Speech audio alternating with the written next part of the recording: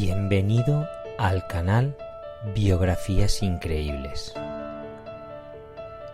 Hoy te presentamos Benedicto XVI, el teólogo silencioso que llegó a ser papa.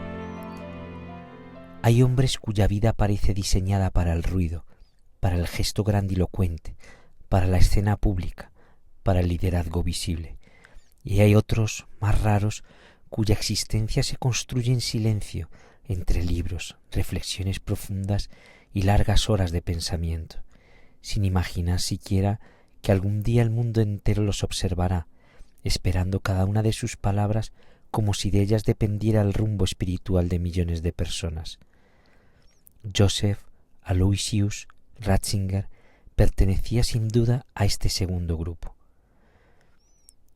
Cuando nació el 16 de abril de 1927 en el pequeño pueblo de Markt am Inn, en Baviera, Alemania, nadie habría imaginado que aquel niño de mirada tranquila y carácter tímido llegaría a convertirse décadas más tarde en uno de los papas más influyentes y también más enigmáticos de la historia contemporánea de la Iglesia Católica. Y sin embargo, su vida, marcada por los grandes acontecimientos del siglo XX, la guerra, el totalitarismo, la reconstrucción europea, el Concilio de Vaticano II y los desafíos del mundo moderno, iría moldeando poco a poco una personalidad profundamente intelectual, pero también sorprendentemente sensible y humana.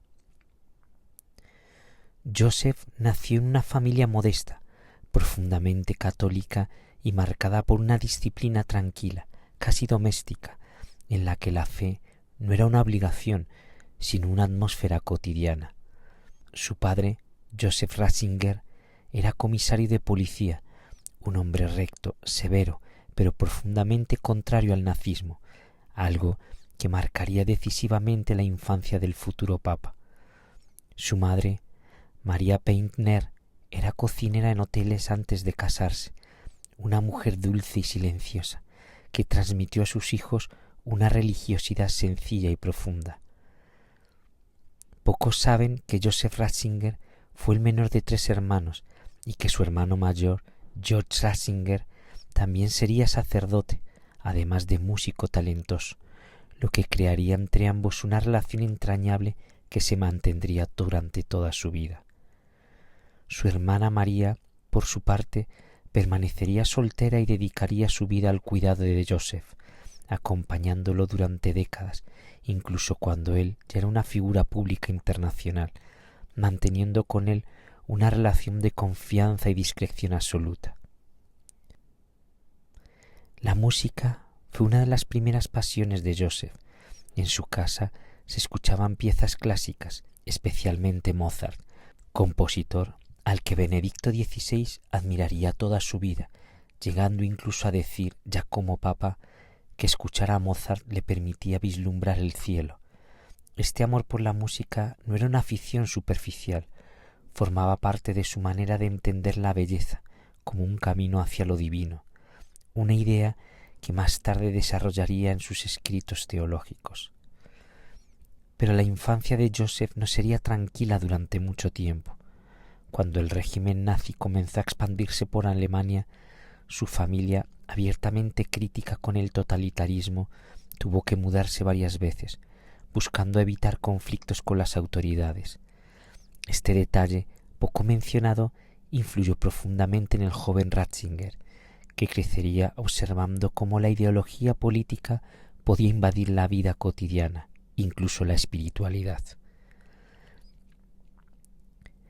En 1939, con apenas 12 años, Joseph ingresó en el seminario menor de Traunstein, iniciando así un camino que parecía natural para él, aunque no exento de dudas.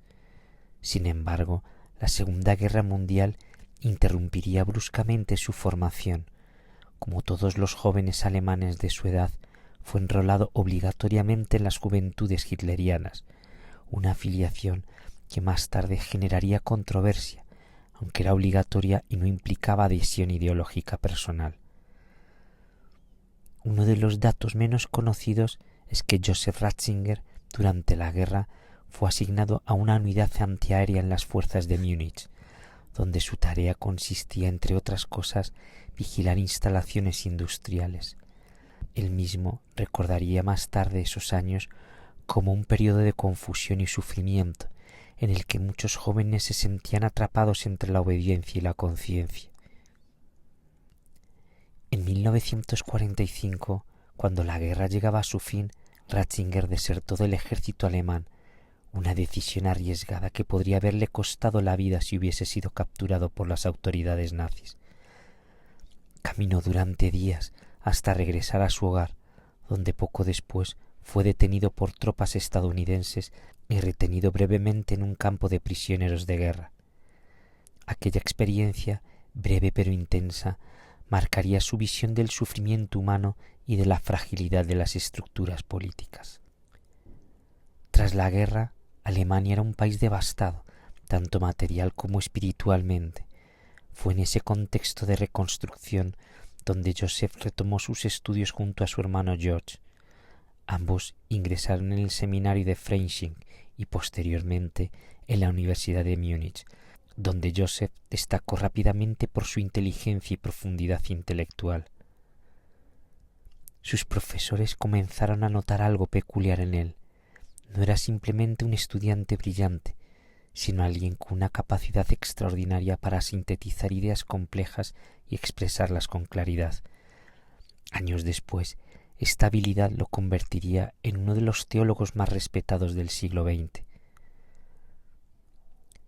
Fue ordenado sacerdote el 29 de junio de 1951 junto a su hermano George, en una ceremonia que Joseph recordaría como uno de los momentos más felices de su vida. Sin embargo, pocos imaginaban que aquel joven sacerdote, aparentemente tímido y reservado, terminaría ocupando algunas de las posiciones más influyentes dentro de la Iglesia. Su primera etapa como profesor universitario comenzó poco después y rápidamente se convirtió en una figura destacada del pensamiento teológico alemán. En Bonn, Münster, Tübingen y finalmente Ratisbona, Ratzinger fue construyendo una reputación de intelectual profundo, pero también de profesor cercano, capaz de explicar conceptos complejos con ejemplos sencillos. Un detalle curioso poco conocido es que Ratzinger solía desplazarse en bicicleta cuando era profesor, llevando consigo libros y notas y manteniendo una vida austera incluso cuando ya era reconocido internacionalmente. Esta sencillez personal sería una constante en su vida. Durante estos años también participó en uno de los acontecimientos más importantes de la Iglesia moderna, el Concilio Vaticano II. Allí, el joven teólogo Joseph Ratzinger actuó como asesor del cardenal Joseph Frings y sus aportaciones influyeron significativamente en los debates sobre la renovación de la Iglesia. Paradójicamente, muchos consideraban entonces a Ratzinger un teólogo progresista, abierto a la modernización, una percepción que cambiaría con el paso del tiempo, cuando él mismo comenzaría a expresar preocupación por algunas interpretaciones extremas del concilio. Esta evolución intelectual, lejos de ser una contradicción, reflejaba su carácter profundamente reflexivo, su tendencia a revisar constantemente sus ideas y su preocupación por mantener el equilibrio entre tradición y cambio. Mientras tanto, su vida personal seguía marcada por hábitos sencillos, largas caminatas, amor por los gatos, una afición poco conocida que lo acompañaría incluso en el Vaticano, y tardes dedicadas a la lectura, especialmente a autores clásicos. Sin saberlo, Joseph Ratzinger estaba caminando lentamente hacia un destino que jamás había buscado, convertirse en uno de los hombres más influyentes del mundo. Pero antes de llegar a Roma, antes del pontificado, antes incluso del cardenalato, todavía quedaban muchos capítulos de su vida por desarrollarse, capítulos que revelarían tanto al teólogo como al hombre, al intelectual como al creyente, al pensador silencioso, que con el paso del tiempo se convertiría en Benedicto XVI, y ese camino apenas comenzaba.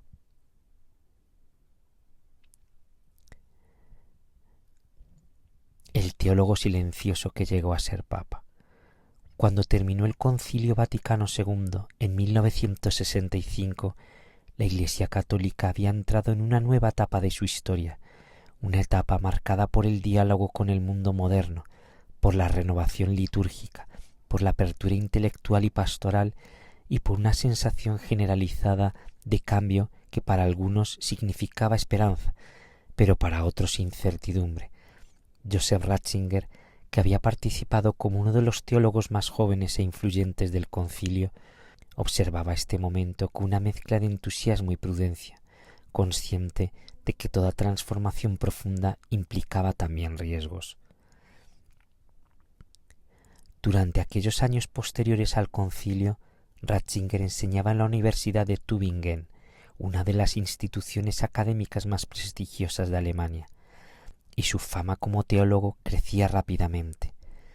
Sus clases atraían a estudiantes de distintas partes del país, fascinados por su capacidad para explicar cuestiones complejas con claridad y profundidad, pero también por su estilo personal, marcado por una timidez elegante y una voz suave que obligaba a los alumnos a escuchar con atención.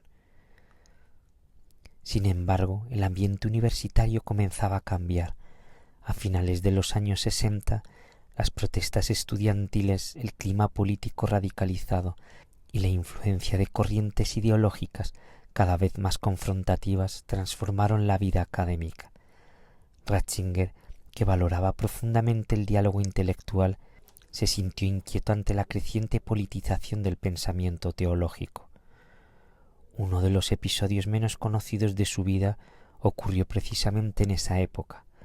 Durante una manifestación estudiantil, algunos grupos radicales irrumpieron en la facultad donde le enseñaba, generando un ambiente de tensión que impresionó profundamente al joven teólogo. Más tarde, Ratzinger recordaría aquel momento como un punto de inflexión, una experiencia que lo llevó a reflexionar sobre los peligros de ideologizar la fe y reducir la teología a un instrumento político. Fue entonces cuando decidió trasladarse a la Universidad de Ratisbona, un entorno más tranquilo, donde continuó su labor académica. Allí, Ratzinger profundizó en temas que lo acompañarían toda su vida: la relación entre fe y razón, la importancia de la tradición cristiana y la necesidad de preservar la identidad espiritual en un mundo cada vez más secularizado. Durante estos años su producción intelectual fue extraordinaria. Publicó libros, ensayos y artículos que comenzaron a circular no solo en Alemania, sino en toda Europa y América. Uno de los rasgos más llamativos de su pensamiento era su insistencia en la belleza como camino hacia Dios, una idea que, aunque profundamente teológica, tenía también un matiz personal, vinculado a su amor por la música y al arte. Pocos saben que Joseph Ratzinger, incluso siendo ya un académico reconocido, mantenía hábitos extremadamente sencillos. Vivía modestamente, evitaba los lujos y dedicaba gran parte de su tiempo libre a tocar el piano, especialmente obras de Mozart, Beethoven y Bach. Para él, la música no era un simple descanso, sino una forma de oración. En 1977 ocurrió un acontecimiento inesperado que cambiaría radicalmente su vida. El Papa Pablo VI lo nombró arzobispo de Múnich y Freising. Para Ratzinger, que siempre se había considerado un académico más que un pastor, esta decisión fue una sorpresa profunda, casi una sacudida interior. Él mismo confesó más tarde que su primera reacción fue de temor, sintiendo que abandonaba el mundo de los libros para entrar en una responsabilidad pastoral que no había buscado. Cuando fue consagrado obispo, eligió como lema episcopal Cooperatores Veritatis, que significaba colaboradores de la verdad. Esta frase resumía su visión de la misión de la Iglesia: no imponer, sino buscar la verdad con humildad y fidelidad. Ese mismo año, apenas unos meses después, Pablo VI lo nombró cardenal, una decisión que sorprendió incluso a quienes conocían su trayectoria. De repente, aquel profesor tímido se encontraba en el corazón del gobierno de la Iglesia. Pero incluso como cardenal, Ratzinger conservó su estilo discreto. Un dato curioso es que seguía escribiendo personalmente muchos de sus textos a mano, con una caligrafía cuidadosa, y revisaba cada palabra con precisión casi académica. Esta meticulosidad reflejaba su carácter reflexivo, prudente y profundamente intelectual.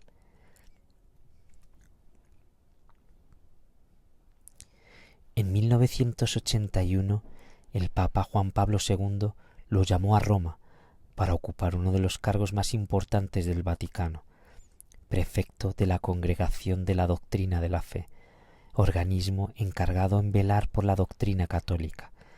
Este nombramiento marcaría definitivamente su imagen pública. Durante los siguientes 24 años, Joseph Ratzinger se convertiría en uno de los colaboradores más cercanos de Juan Pablo II. Su relación fue profundamente respetuosa, pero también marcada por una complementariedad evidente. Juan Pablo II era carismático, viajero, mediático. Ratzinger era silencioso, reflexivo y reservado. Esta dualidad funcionó durante décadas. Mientras Juan Pablo II recorría el mundo, Ratzinger trabajaba en Roma, estudiando, escribiendo, reflexionando y ayudando a definir la posición doctrinal de la Iglesia en cuestiones complejas. Fue durante estos años cuando algunos medios comenzaron a llamarlo el guardián de la ortodoxia, o incluso, de forma más polémica, el cardenal de hierro. Sin embargo, quienes lo conocían personalmente describían a un hombre amable, tímido y profundamente sensible. Uno de los detalles más humanos de esta etapa es su relación con los gatos del Vaticano. Se cuenta que Ratzinger solía detenerse a acariciar a los gatos callejeros que encontraba durante sus paseos, algo que sorprendía a quienes lo acompañaban. Esta pequeña costumbre reflejaba una faceta íntima y poco conocida de su personalidad.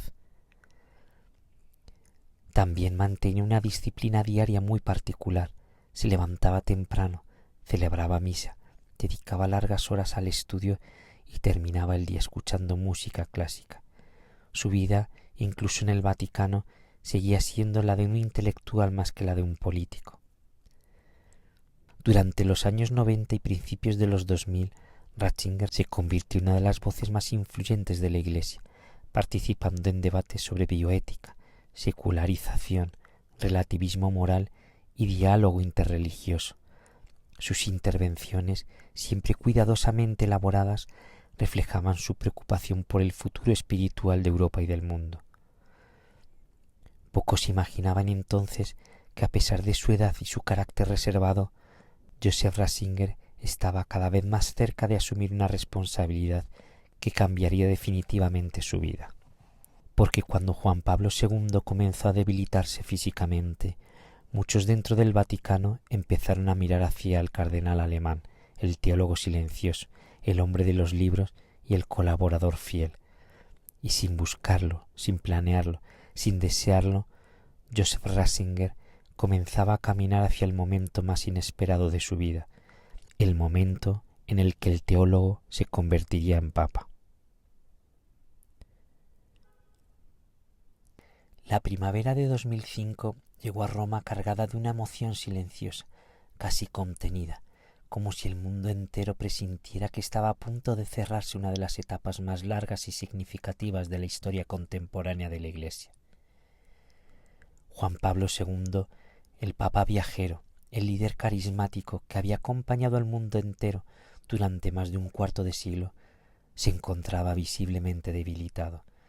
Sus apariciones públicas se habían vuelto cada vez más breves, sus palabras más escasas y su fragilidad física, que había sido durante años un símbolo de resistencia, comenzaba a transformarse en un anuncio inevitable. Joseph Ratzinger, que durante décadas había trabajado a su lado, observaba esta etapa con una mezcla de respeto, afecto y conciencia histórica. Como decano del colegio cardenálico, le correspondía asumir un papel central en los momentos que se aproximaban. Aunque fiel a su carácter, nunca buscó protagonismo ni visibilidad. El 2 de abril de 2005, Juan Pablo II falleció en el Vaticano. La noticia recorrió el mundo con una rapidez que superó fronteras, idiomas y culturas. Millones de personas siguieron los acontecimientos y Roma se convirtió en el centro de una despedida global. Durante aquellos días, Joseph Ratzinger comenzó a aparecer con mayor frecuencia ante las cámaras, aunque siempre con su estilo sobrio y contenido. Uno de los momentos más recordados ocurrió durante la homilía que pronunció en la misa previa al cónclave, el 18 de abril de 2005. En ese discurso, Ratzinger habló del relativismo como uno de los desafíos más importantes del mundo moderno, una intervención que muchos interpretaron como una declaración de su pensamiento y que, sin saberlo, marcaría el tono de su futuro pontificado. Pero lo que pocos saben es que en privado Ratzinger no deseaba ser elegido papa. De hecho, años más tarde confesó que había rezado por no ser elegido, sintiendo que su edad, 78 años, y su carácter introspectivo no lo hacían el candidato ideal para una tarea tan exigente. El 18 de abril de 2005 comenzó el cónclave en la Capilla Sixtina. Los cardenales entraron en silencio bajo los frescos de Miguel Ángel, mientras el mundo entero aguardaba noticias.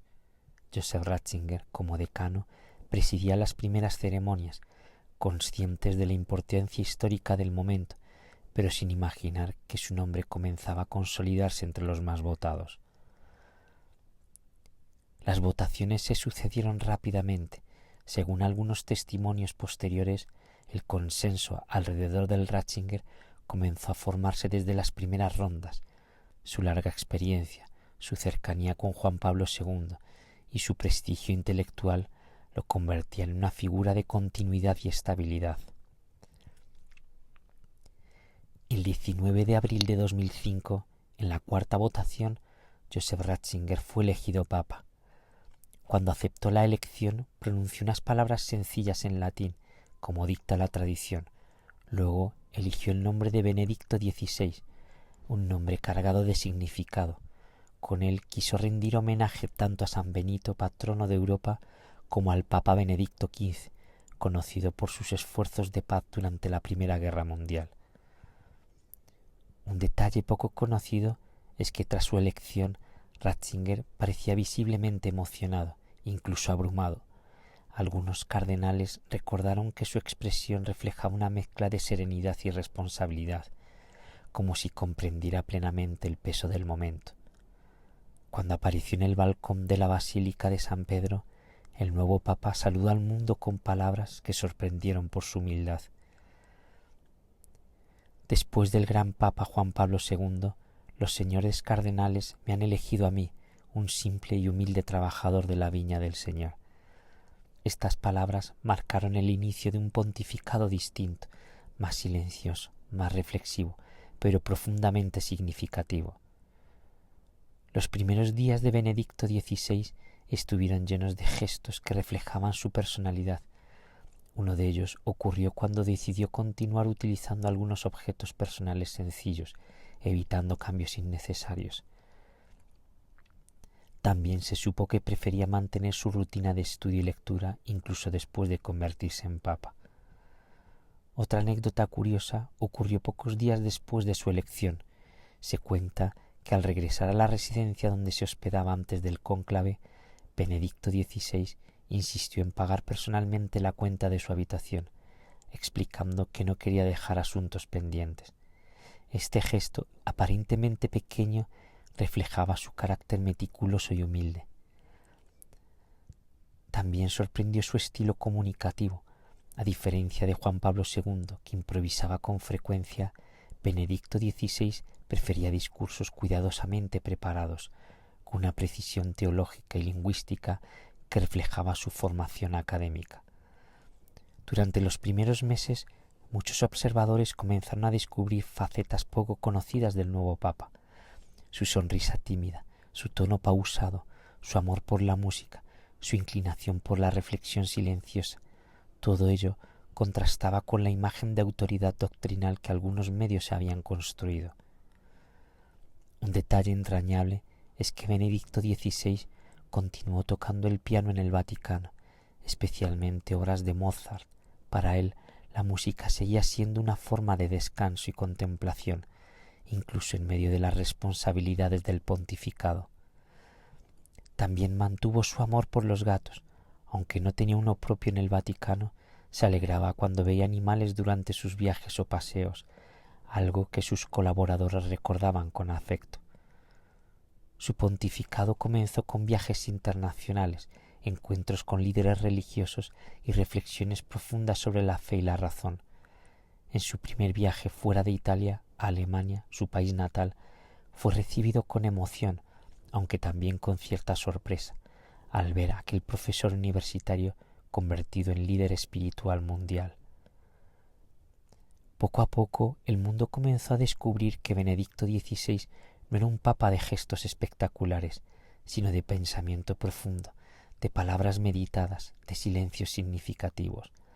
Pero lo que nadie imaginaba entonces era que su pontificado, que había comenzado de manera tranquila, estaría marcado también por desafíos inesperados, decisiones difíciles y finalmente por un acontecimiento que cambiaría la historia de la Iglesia moderna, un acontecimiento que ningún papa había protagonizado en casi 600 años y que convertía a Benedicto XVI en una figura única. La historia aún tenía reservado su capítulo más sorprendente.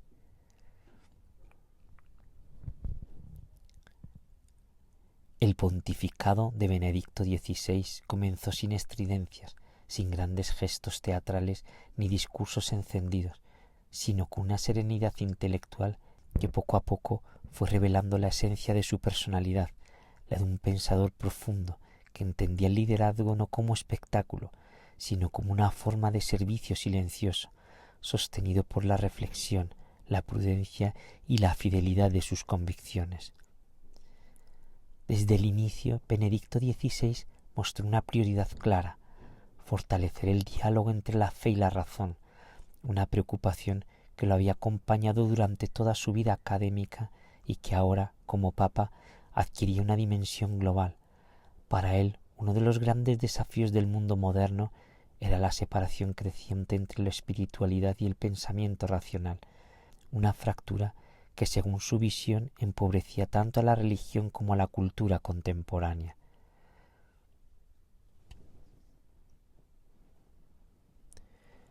Uno de los momentos más significativos de esta línea de pensamiento ocurrió en septiembre de 2006, durante su visita a Alemania, cuando pronunció su famoso discurso en la Universidad de Ratisbona, el mismo lugar donde había enseñado durante años. Aquella intervención profunda e intelectual buscaba reflexionar sobre la relación entre fe, razón y violencia, pero una cita histórica incluida en el discurso generó una polémica internacional, especialmente en el mundo musulmán. La reacción fue inmediata. Surgieron críticas, protestas y tensiones diplomáticas, obligando al Vaticano a aclarar el contexto del discurso. Benedicto XVI, fiel a su estilo, respondió con serenidad, expresando respeto por el Islam y reiterando su compromiso con el diálogo interreligioso. Este episodio reveló una característica importante de su pontificado: su disposición a sostener debates complejos, incluso cuando implicaban incomprensión o controversia.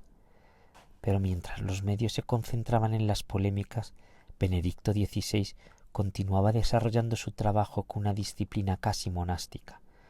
Su jornada comenzaba temprano, con oración y lectura, seguida de audiencias, reuniones y horas dedicadas a escribir personalmente sus textos. A diferencia de otros líderes, el Papa alemán revisaba cuidadosamente cada palabra, buscando precisión y claridad. Uno de los proyectos más importantes de su pontificado fue la publicación de su trilogía sobre Jesús de Nazaret, una obra que combinaba teología, historia y reflexión espiritual.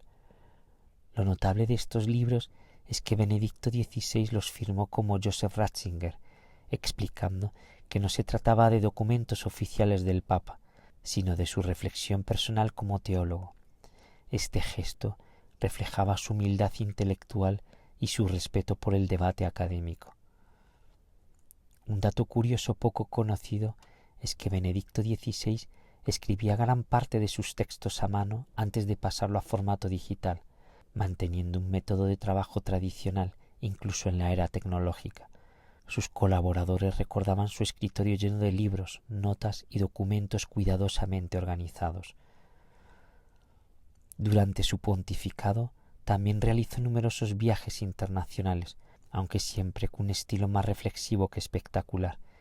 Visitó países como Estados Unidos, Brasil, Australia, Reino Unido, Alemania y España, donde participó en la Jornada Mundial de la Juventud en Madrid en 2011, un evento que reunió a cientos de miles de jóvenes y que mostró una faceta más cercana y afectuosa del Papa.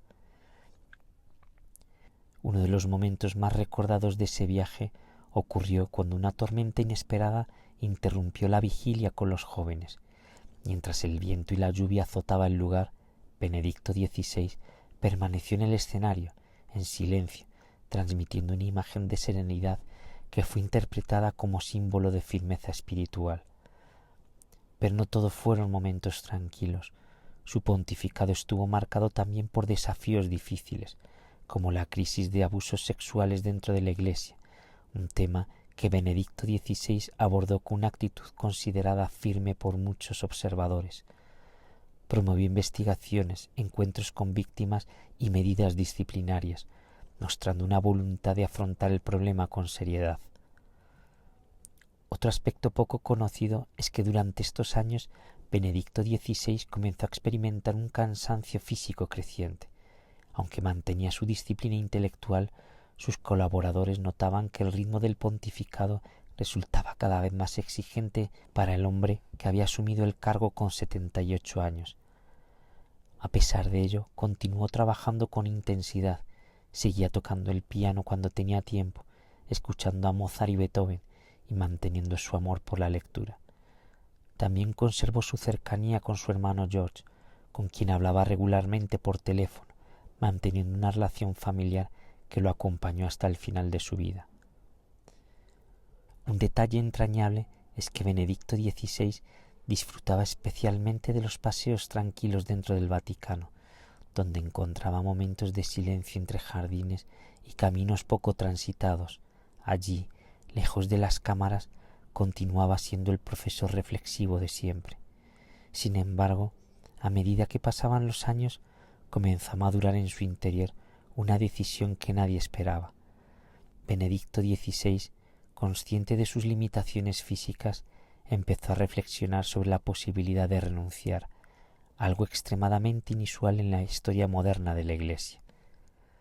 Durante meses, esta idea permaneció en silencio, incluso para sus colaboradores más cercanos.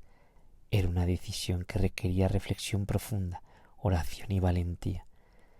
Sabía que su elección tendría un impacto histórico. El 11 de febrero de 2013, durante un consistorio ordinario, Benedicto XVI pronunció unas palabras en latín que sorprendieron a todos los presentes. Anunció que renunciaría al pontificado el 28 de febrero de ese mismo año, explicando que ya no tenía las fuerzas necesarias para ejercer adecuadamente su ministerio. El anuncio provocó asombro mundial. Ningún papa había renunciado voluntariamente en casi 6 siglos. La noticia recorrió el planeta con rapidez, generando sorpresa, admiración y también incertidumbre. Benedicto XVI explicó su decisión con sencillez, afirmando que amaba profundamente la Iglesia y que precisamente por ese amor consideraba necesario dar un paso al lado. Fue un gesto profundamente coherente con su personalidad, humilde, reflexivo, consciente de sus límites y dispuesto a tomar decisiones difíciles por el bien de la institución que había servido toda su vida. Pero su historia no termina allí, porque después de la renuncia comenzaría un capítulo completamente nuevo, uno sin precedentes, la vida de un papa emérito, y ese capítulo revelaría, quizá más que nunca, la esencia silenciosa de Joseph Ratzinger. La historia aún guardaba su último acto.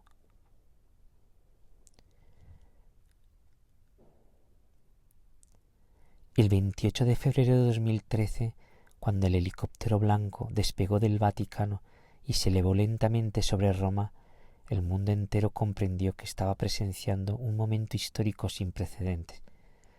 Benedicto XVI, el papa teólogo, el intelectual silencioso, el hombre que nunca buscó el poder, abandonaba el pontificado voluntariamente, inaugurando una nueva figura dentro de la Iglesia moderna, la del Papa emérito. Desde el aire, Roma parecía tranquila, casi ajena al paso simbólico de aquel instante, pero dentro del helicóptero, Joseph Ratzinger, vestido de blanco, iniciaba una nueva etapa en su vida, una etapa que él mismo había definido como un retiro dedicado a la oración, la reflexión y el silencio. Su destino fue el monasterio de Mater Ecclesiae, ubicado dentro de los jardines del Vaticano, un lugar discreto y apartado, donde el Papa emérito viviría durante los siguientes años.